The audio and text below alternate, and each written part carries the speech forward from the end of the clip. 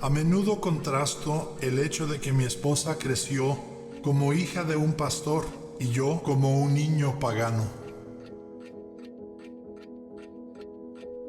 Y ella, desde una edad temprana, sabía quién es Jesús y podía cantar los cantos y citar las escrituras. Cuando ella tenía 6 años de edad, sabía que quería ser misionera en el extranjero. Pero yo venía de una familia en la que cuando papá y mamá tenían 7 niños, pasaban a dejarnos a la escuela dominical y a la iglesia para poder tener un par de horas libres. Las estadísticas del área rural de Kentucky donde yo crecí mostraban en la década de 1950 que el condado donde vivía era un 110% bautista. Y para cuando llegué a la universidad, todos me preguntaban, ¿qué vas a estudiar? Y les decía que iba a predicar y ser un pastor. Ni siquiera había leído la Biblia. Lo único que sabía del libro era que es el libro de Dios y que hay que hacer lo que Dios dice. Cuando llegué a Mateo 28, ese era un punto muy emocionante para mí, porque decía, id a todo el mundo. Y yo pensé, qué lindo sería eso. Me puedo escapar de las colinas y los valles de Kentucky. Pero no tenía ni idea de cómo se lleva a cabo eso. Y Dios sabía que yo necesitaba tanta ayuda que no estaba recibiendo de mis profesores y no la estaba recibiendo de mis libros de bosquejos de sermones. En mi segundo año de universidad, Dios me envió a Ruth. Le pedí que se casara conmigo y por alguna razón descabellada, aún no entendida ni por Dios ni por el hombre, ella me dijo que sí. Si sus padres hubieran podido, creo que habrían puesto un póster de Se Busca en el correo. Muerto o posiblemente vivo. Como siempre, mi mamá lo sabía todo. Ella sabía lo que estaba pasando. Nick dijo, papá, nos queremos casar. Y mi papá me volteó a ver a mí, ni siquiera volteó a ver a Nick y me dijo, Ruth, ¿qué de tu llamado a misiones? Así que confirmé, le dije, papá, para allá es donde vamos Nick y yo. Y dijo, tienen mi bendición. Yo sentí que ese fue uno de los momentos más espirituales y más lindos para ser bendecidos porque nuestro llamado era similar. Hice mis prácticas de enseñanza ese semestre, planeé mi boda, gradué de la universidad, nos casamos y servíamos en una pequeña iglesia donde comenzamos a aprender a vivir juntos, pero también a cómo pastorear juntos. Pastoreamos un par de iglesias pequeñas y entramos al sueño americano, donde teníamos una buena casa y tuvimos a nuestro segundo hijo. Nuestra casa estaba al lado de la iglesia, así que había gente que tocaba la puerta a las 6 de la mañana preguntando, Pastor, ¿quiere tomates? Esa gente nos ayudó a crecer y nos permitieron cometer muchos errores, pero la pasamos muy bien y fue una gran experiencia al comenzar nuestra vida juntos. En mi iglesia tuvimos un obrero que vino de Bangladesh y que es bien conocido en Kentucky para un fin de semana misionero, y yo sentado al frente de la iglesia como el pastor, cuando se dio la invitación después de que habló el misionero, simplemente dije, Dios, ¿por qué he pospuesto esto? Fue un poco extraño para la iglesia ver a su pastor pasar al frente al altar. Pero en el momento que llegué al altar, allí venía Ruth por el otro pasillo de la iglesia, con nuestro niño en sus brazos y con lágrimas, por supuesto, rodando por sus mejillas, y me ve y me dice, es tiempo, este es el momento para ir.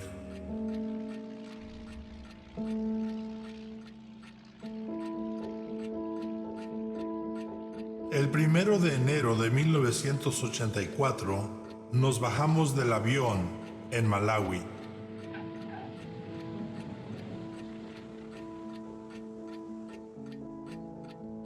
Entramos a nuestro apartamento. Por supuesto, un par de focos no funcionaban y naturalmente Nick extendió su mano para quitar el foco. Bueno, eran focos que no se tuercen para quitar y nuestra experiencia fue romper el foco. El refrigerador no funcionaba y no sabíamos qué hacer, pero a la mañana siguiente nos levantamos para comenzar la escuela de idiomas. Todo era una aventura. Era tan emocionante.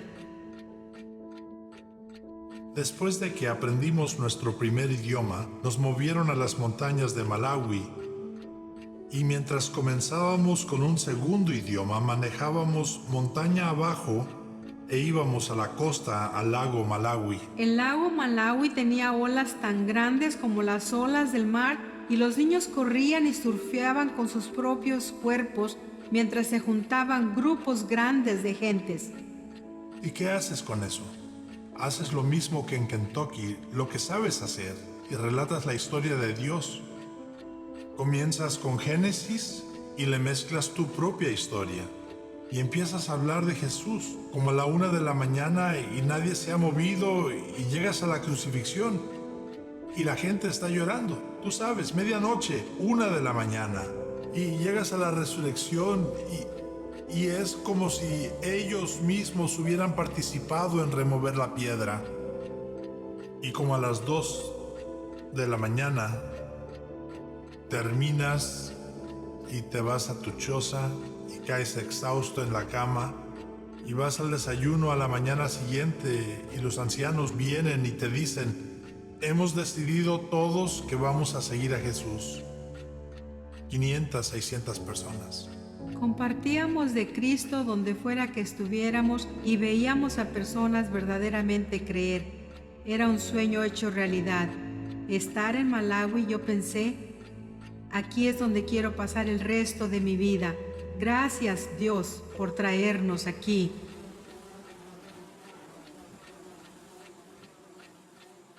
En 1985, en un periodo como de 4 meses, Ruth y yo tuvimos malaria como 10 veces.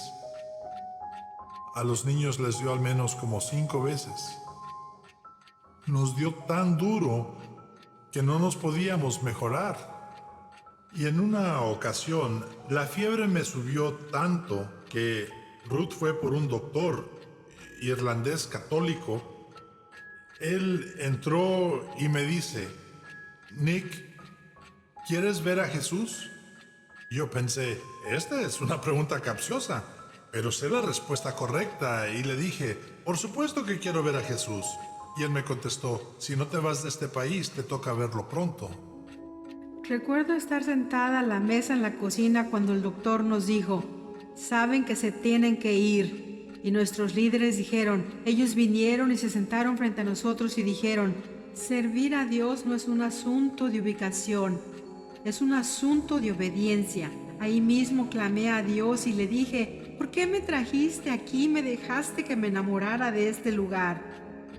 No importaba que nos estuviéramos muriendo de malaria, estábamos viendo a las personas venir a Cristo, así que no hacía sentido. Dios tuvo que recordarnos que era Él el que decidía dónde estaba el fruto. Solo teníamos que ser obedientes, así que empacamos. Recuerdo que tuvimos que volar en un avioncito a donde fuimos en Sudáfrica, una de las patrias africanas.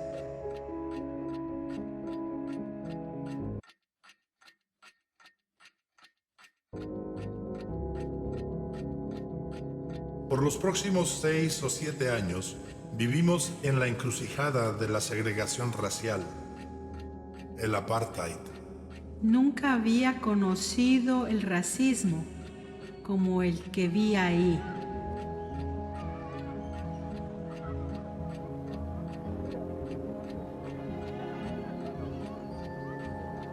Cuando caminábamos en la comunidad, la gente decía, ¿qué hacen aquí?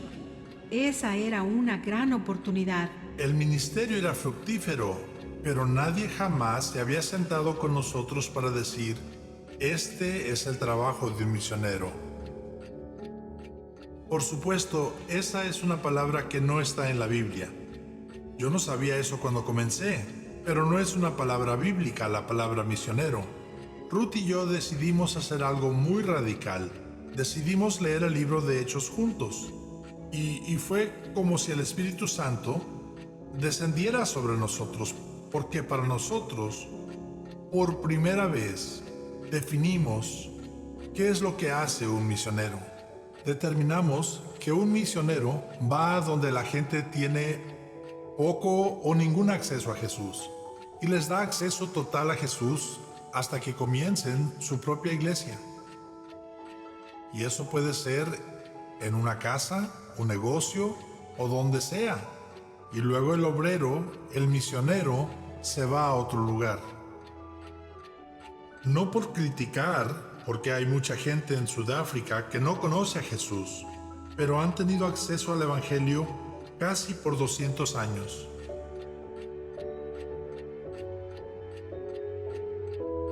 Ruth y yo fuimos a nuestros líderes y les dijimos, necesitamos movernos, necesitamos ir a donde la gente tiene poco o ningún acceso a Jesús.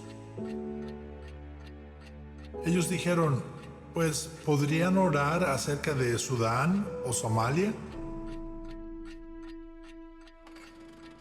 Dependíamos de un generador y cuando podíamos encenderlo, escuchábamos las noticias. Y todo lo que escuchábamos en las noticias era acerca del hambre, la sequía y los problemas en Somalia.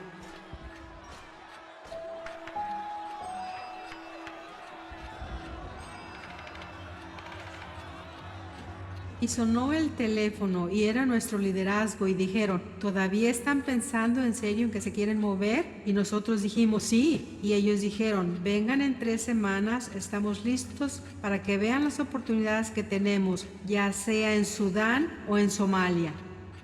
Así que fue todo un torbellino. Empacamos, vendimos, regalamos, tuvimos que hacer tantas cosas y nos subimos a un avión y aterrizamos probablemente como a las 10 de la noche en Nairobi. Y unos días después nos dijeron, creemos que Somalia es la dirección en la que deben ir. Y el líder puso su brazo sobre mi hombro y calladamente me alejó a una esquina y me dijo, Nick, nunca has estado cerca de gente como los somalíes. Y me dijo, casi en un susurro, ellos almuerzan pequeños misioneros como tú. Ahora, nuestro liderazgo había dicho, probablemente les tome 3 a 5 años entrar a Somalia. Después de Navidad, comenzamos a estudiar somalí. Seguíamos a personas somalíes en la ciudad y les preguntábamos, ¿cómo podemos ayudarles? ¿Hay alguna manera en que podamos ayudar a la gente en Somalia? Y un anciano dijo, si se van al aeropuerto Wilson, generalmente la Cruz Roja tiene vuelos que salen de allí llevando suministros a cualquier lugar que lo puedan llevar en Somalia. Así que en febrero de 1992, Ruth me llevó al aeropuerto Wilson y había un avión de la Cruz Roja que estaban cargando de comida y medicamentos. Y fui al piloto y le dije, ¿para dónde van? Y me dijo, vamos para Somalia. Le dije, ¿puedo ir? Él regresó al carro y me dijo, me voy. Agarró su maleta y oramos juntos. Ruth me abrazó y oró por mí y se quedó al pie de la pista mientras me subía al avión de la Cruz Roja encima de los suministros y despegábamos. Me senté en el carro y dije, bien, Señor, Él está en tus manos ahora. El piloto y el copiloto cruzaron su mirada y dijeron, ahora te vamos a llevar allá, pero no te podemos decir si te podemos sacar de allá en 2 o en 4 o en 6 semanas.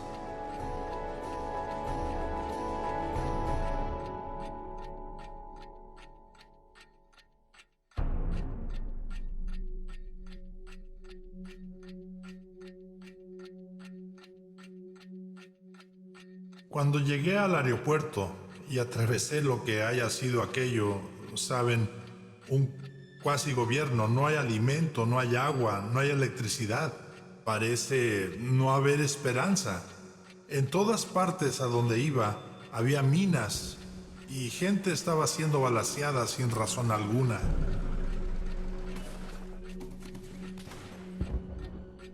Fue como haberme subido en un avión en el Nuevo Testamento y bajarme del avión en el Antiguo Testamento, como haber volado al infierno.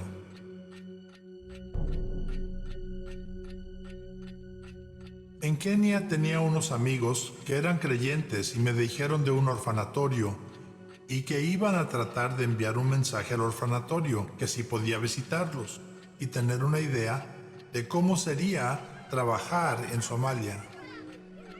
Conecté con las personas del orfanatorio y al día siguiente me llevaron al orfanatorio.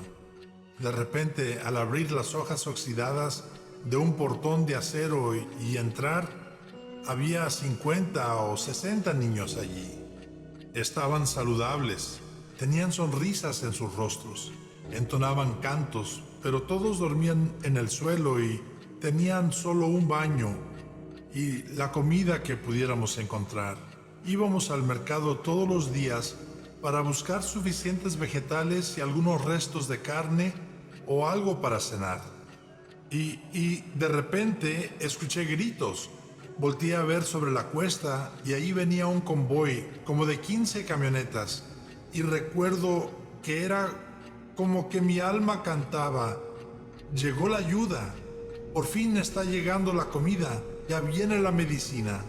Y llegaron los vehículos al pueblo, 15 camionetas, y traían metralladoras de calibre 50 soldadas atrás.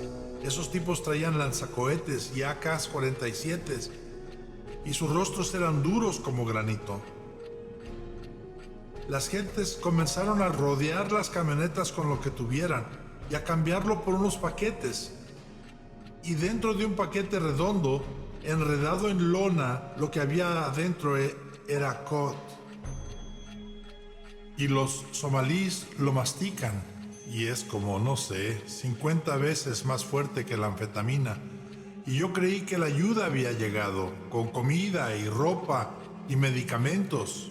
Y en lugar de eso, somalíes que no pueden comprar comida, casi están cambiando sus niños para conseguir este narcótico.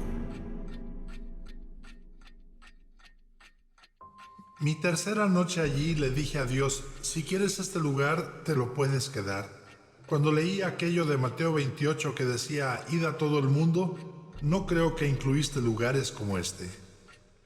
3 días, estuve 3 días. Dios, si no tengo una palabra clara de parte tuya, me voy a ir de este lugar tan pronto como sea posible. Voy a ir por mi familia y me voy a ir a donde podamos ser creyentes y cristianos.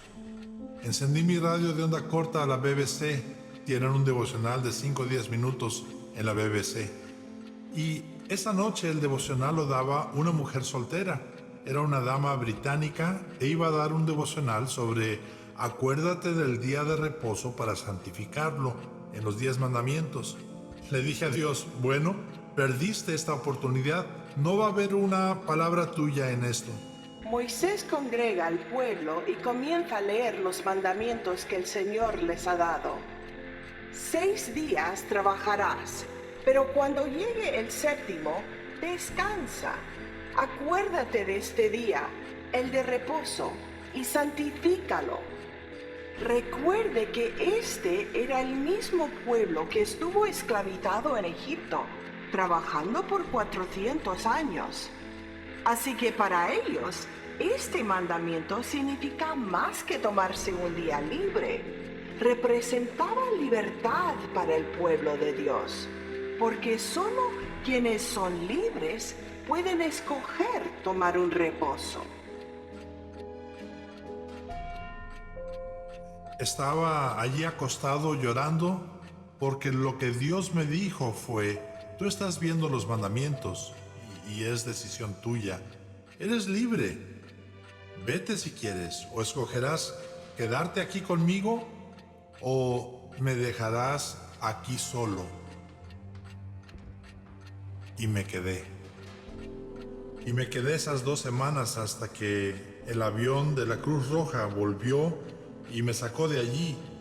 Y volé del Antiguo Testamento de vuelta al Nuevo Testamento. Y me bajé del avión. Y ahí estaban mi esposa y mis hijos. No había bombas. Y tienen comida sobre la mesa. Y mis hijos están saludables. Y no sabía qué hacer con eso. Aún no sé qué hacer con eso.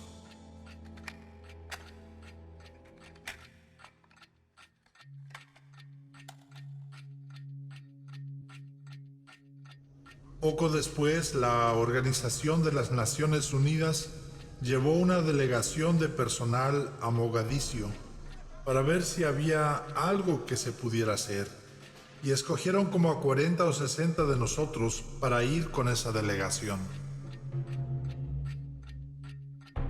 La segunda noche que estuve allí, entró un guardia desde el portón trayendo a un hombre y dijo: «Aquí hay un somalí afuera preguntando por ti, por nombre».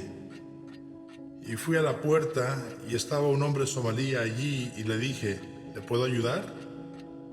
Y me dijo: «¿Usted es un creyente en Jesús, o no?». Y le dije: «Sí, pero ¿cómo es posible que haya sabido eso?».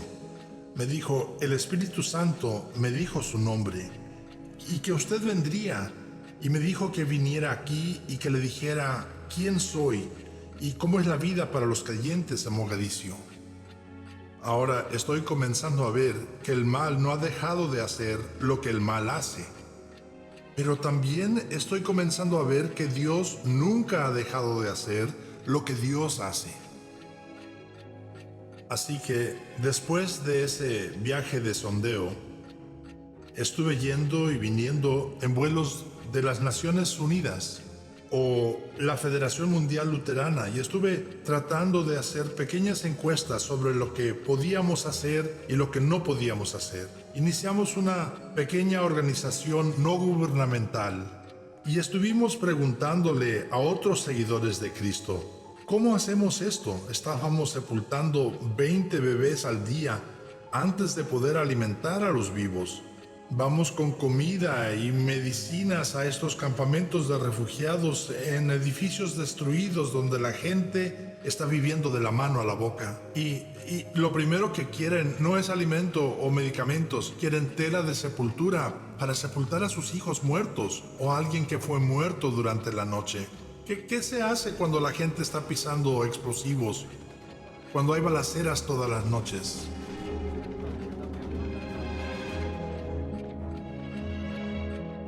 Hicimos eso por 3 años hasta 1994, cuando uno de mis mejores amigos en nuestra mesa directiva misionera me dijo: «Nick, no sabemos cómo hacer lo que estás haciendo.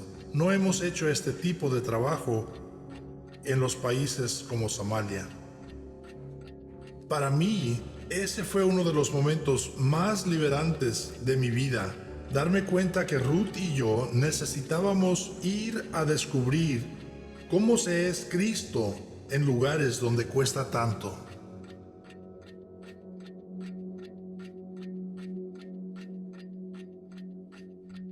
Había un pastor que venía de Europa y otro obrero como nosotros, quienes vinieron a decirme: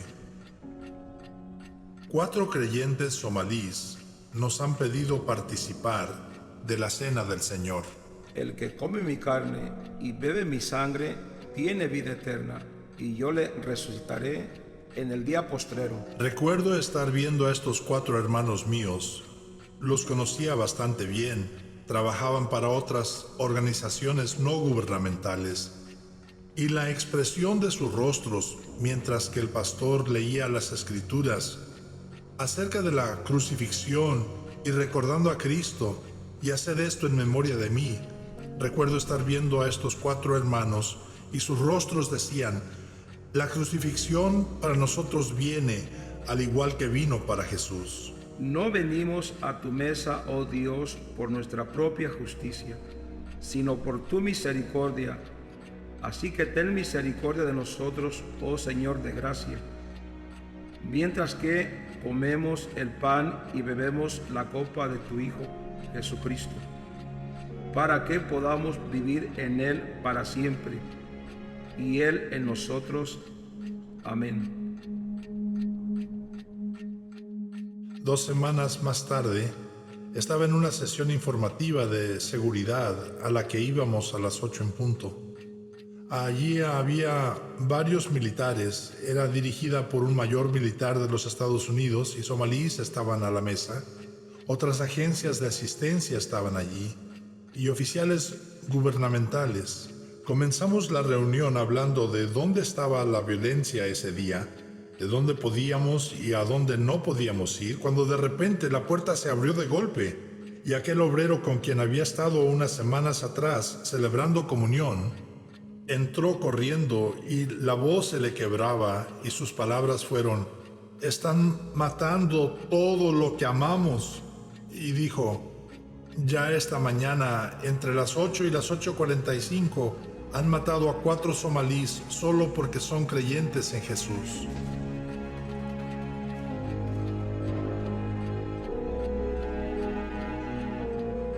Cuando salí de esa reunión como 30 o 40 minutos después, me comuniqué por radio con mi equipo y comprobé que los 4 que habían sido muertos eran los 4 con quienes habíamos tomado comunión hace apenas un par de semanas.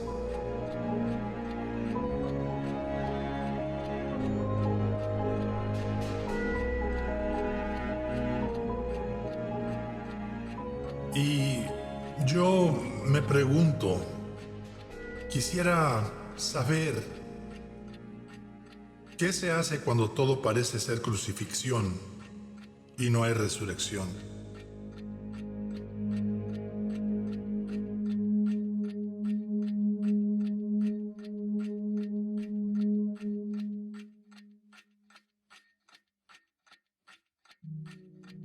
Después de la muerte de nuestros hermanos cristianos, regresé a Kenia con un corazón apesumbrado, pero no teníamos idea de lo que venía. Era la semana de resurrección y nos estábamos alistando como familia. Era durante el tiempo en que las nubes comienzan a formarse y sabíamos que la temporada de lluvia estaba por llegar. Se siente bochornoso y pesado el ambiente. Un grupo de amigos de nuestros hijos habían venido a pasar la noche del sábado con tío Nick y con tía Ruth, un gran lugar donde pasar un buen tiempo. Nos sentábamos a comer y reír y ver películas y cosas así. Y esa noche llovió.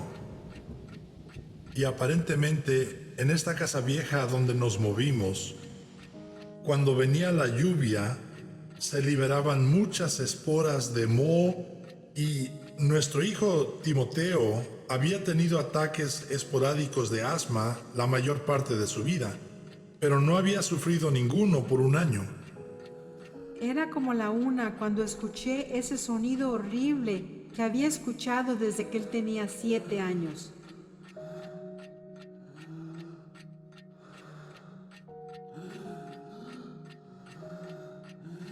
Cuando Ruth me despertó a la 1:30 de la mañana, me dijo: «Timoteo está sufriendo un ataque de asma fuerte», y tan pronto que lo vi, sabía que era peor que lo que había tenido antes.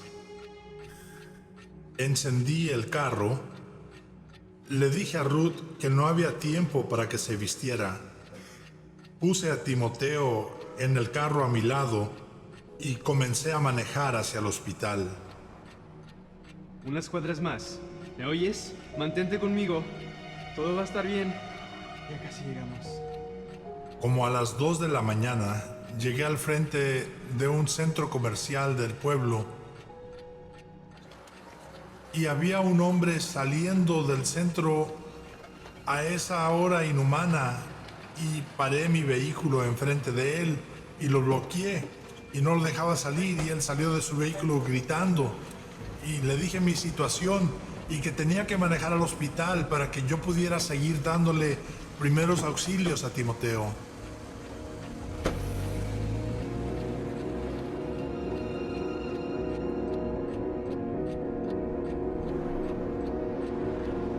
¡Vamos! ¿Ya mero llegamos?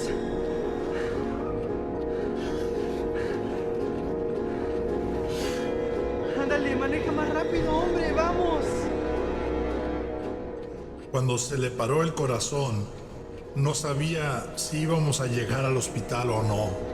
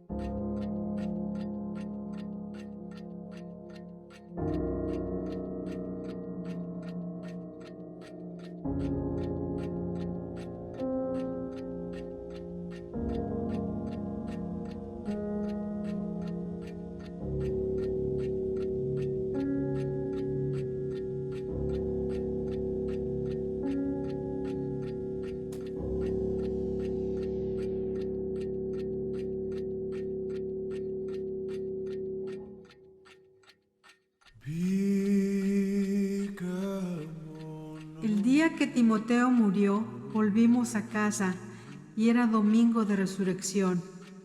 Me parecía increíble cómo la resurrección cambió el significado de todo para mí. Y una cosa que seguía diciéndole a Dios era: Señor, si te dolió tanto así, ¿cómo pudiste aguantar dejar a Jesús en la cruz?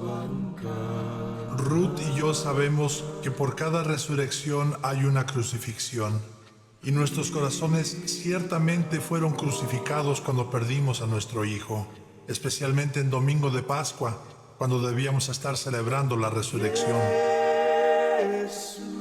Después del servicio, que había sido tan poderoso, recuerdo que en cierta forma había sido más fácil caminar acá abajo teniendo a Timoteo con nosotros una última vez, pero la caminata para subir de este lugar fue terriblemente difícil, en un sentido, sabiendo que aunque creemos tan fuertemente en la resurrección, que verdaderamente dejamos a Timoteo por última vez.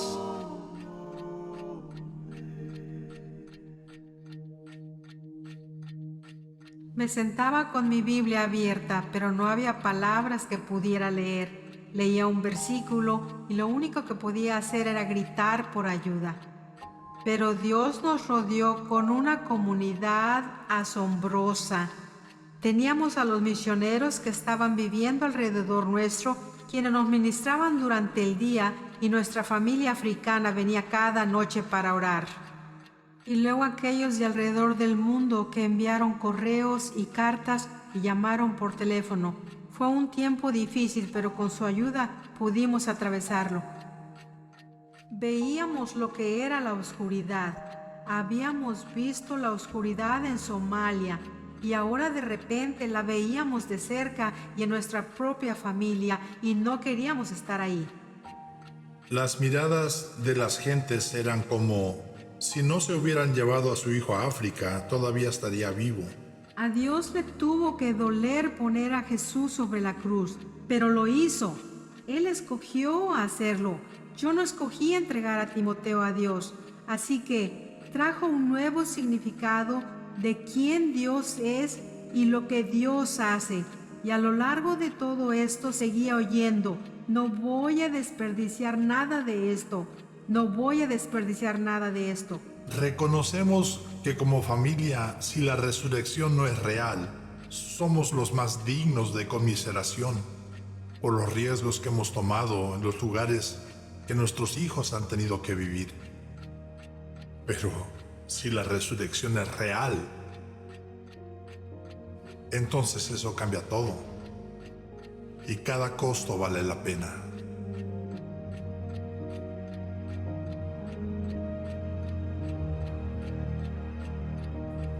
De las cenizas de Somalia y después de la muerte de nuestro hijo, Ruth y yo tomamos una nueva misión. Fuimos compelidos a regresar a algunos de los lugares más difíciles del mundo por el Evangelio. Había algo que necesitábamos saber. Necesitábamos saber si el mensaje de Jesús funciona en esos lugares de persecución extrema. Así que decidimos una vez más, es hora.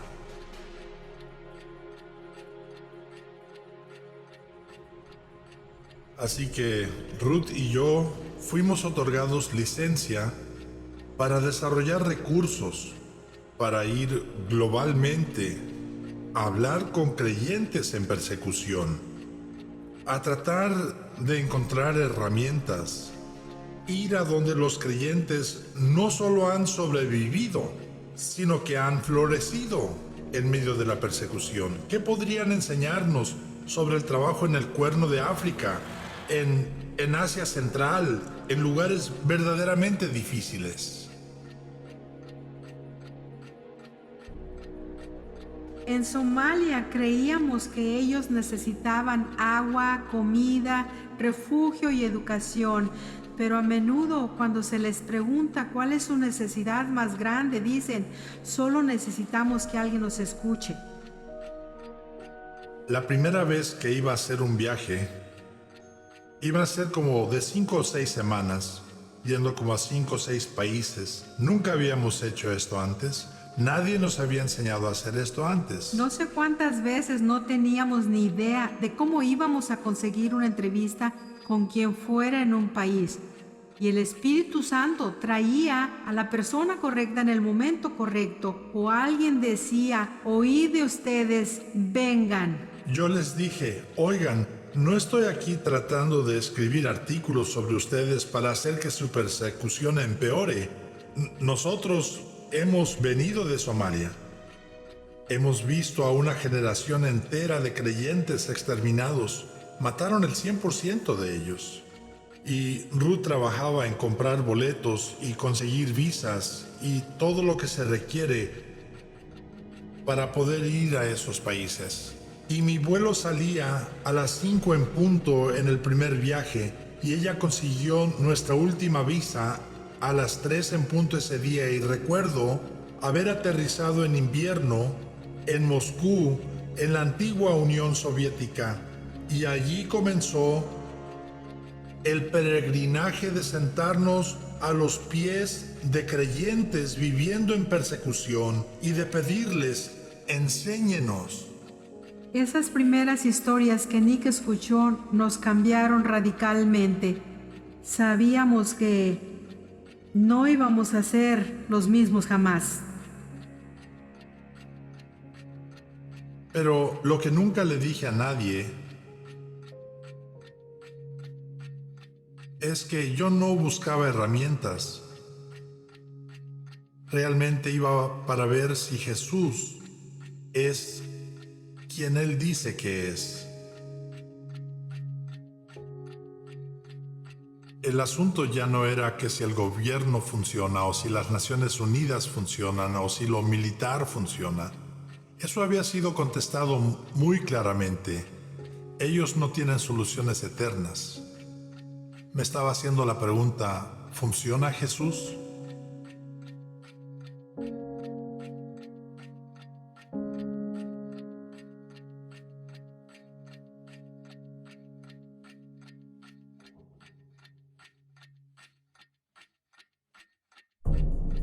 De 1917 a 1991, la Unión Soviética opacó a Europa y a Asia. Ahora, un ateísmo militar estaba al centro de la ideología soviética y hubo persecución desenfrenada por generaciones. Los primeros 10 o 12 pastores y diáconos que entrevisté habían sufrido grandemente bajo la antigua Unión Soviética en Rusia, perdiendo sus casas, sufriendo el cierre de sus iglesias. Todos estos hombres habían estado en prisión por un tiempo largo y al escuchar sus historias encontré una fe tan bíblica. De nuevo, yo no soy profesional, ¿saben? Tengo estas preguntas que quiero hacer, pero me encuentro inquiriendo de esas personas, ¿dónde aprendieron a vivir así? ¿Dónde aprendieron a morir así? Esas son preguntas poderosas. Salían de algún punto de mi alma. El primer pastor con el que hablé, cuyo padre también había sido pastor, me dijo, me acuerdo del día que mi padre me dijo, mañana iré a prisión por nuestra fe. Ahora, por toda esta área, los comunistas colgaban hasta la muerte familias enteras que rehusaban negar a Jesús. Me dijo, si mientras estoy en prisión escucho que mi esposa y mis hijos fueron colgados hasta la muerte, en lugar de negar a Jesús, voy a ser el hombre más orgulloso de la prisión. ¿Dónde encaja eso? ¿Qué hago con eso? Estoy casi tan aturdido por el amor y la fe como estaba aturdido por la incredulidad y el odio. Ninguna de estas cosas encaja en mi vida. Y escuché este tipo de historias una y otra vez. El padre del siguiente pastor también había sido pastor. Y él habló del día cuando los comunistas arrestaron a un número de pastores líderes y los echaron en la prisión. Pusieron a su papá en una instalación de tortura de la KGB por 9 meses y le hicieron todo lo que jamás se ha leído en la historia, dándole sal en pan, colgándolo de los brazos, haciéndolo sentarse en una silla por 72 horas y cada vez que se dormía o se caía lo golpeaban. Un guardia era particularmente brutal. Le traía un pan tostado cada día para el desayuno con materia fecal del guardia en el pan. Habló de cómo por un año entero nunca pudo ver a su padre, sin saber realmente si su papá estaba vivo o muerto, solo porque era el pastor de la iglesia. Y entonces llamaron a él y a su mamá al campo de trabajos forzados.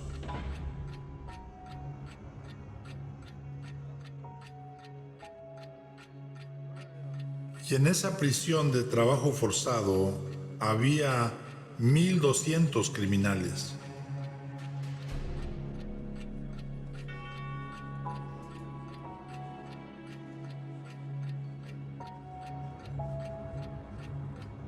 Habían dividido el patio de los ejercicios con mesas a la mitad y les dieron 1 hora para comunicarse.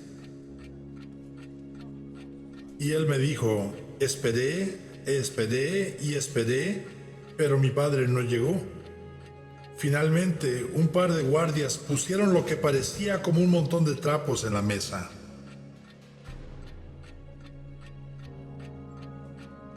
Y me dijo, por el azul penetrante de los ojos, de los restos esqueléticos, demacrados y torturados de ese hombre, reconocí que este era mi padre.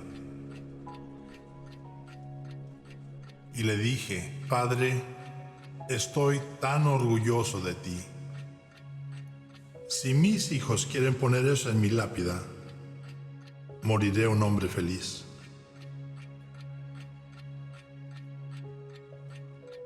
Pero mi mamá sabía lo que mi padre querría más que nada, así que sacó un Nuevo Testamento de bolsillo y rápidamente trató de dárselo a mi padre.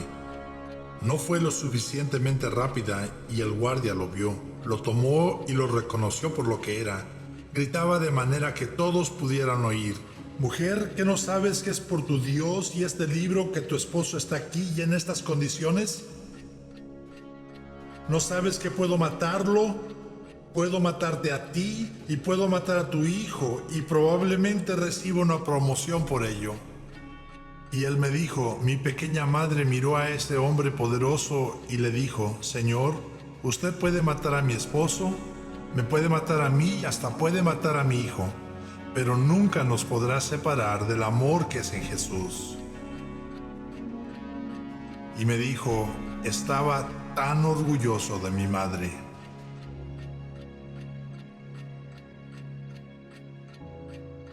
Y ahora estoy en peligro más profundo porque es como si la Biblia estuviera cobrando vida. Estoy pudiendo entrevistar a Daniel en el foso de los leones y estoy pudiendo entrevistar a esos 3 muchachos en el horno ardiente. Y para mí el peligro era que Satanás me había convencido que la Biblia era un libro viejo, que era un récord de lo que Dios hacía antes. Pero llego allí y me encuentro con que Dios está haciendo hoy exactamente lo que ha hecho por miles de años, aún antes de que la Biblia fuese impresa. Y de repente, si la Biblia está en el tiempo presente activo y yo solo la estoy practicando en el tiempo pretérito, ¿qué dice eso acerca de mi fe y mi país y mi iglesia y de mi denominación? Y después de como 2 días de entrevistas, se me acerca y me dice, Nick, me dio gran gozo que yo estaba sufriendo